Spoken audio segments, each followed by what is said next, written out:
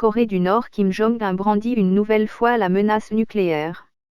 Le dirigeant nord-coréen Kim Jong-un a déclaré que son pays était prêt à déployer sa force de dissuasion nucléaire en cas d'affrontement militaire futur avec les États-Unis et la Corée du Sud, ont rapporté jeudi les médias officiels.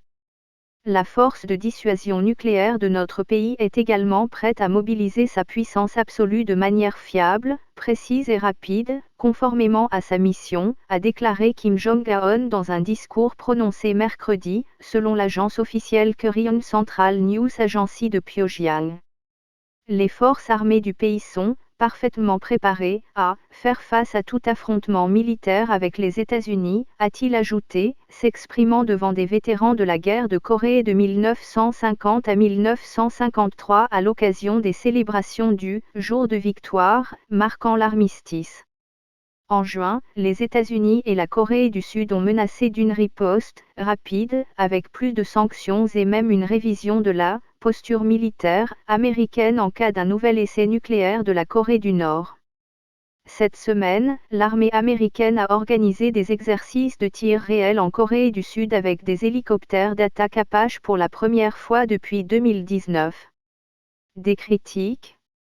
Kim Jong-un a également critiqué le nouveau président conservateur sud-coréen Yoon Suk-yeol, qui a pris ses fonctions en mai et a promis de se montrer plus ferme à l'égard de son voisin du Nord.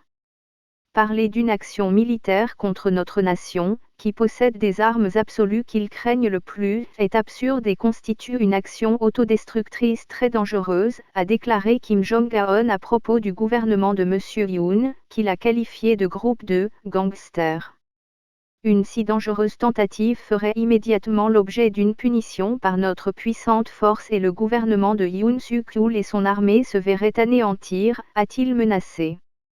La rhétorique de Kim exagère les menaces extérieures pour justifier son régime concentré sur les dépenses militaires dans une économie en difficulté, a estimé Leferi Lee, professeur à l'université Ewha de Séoul.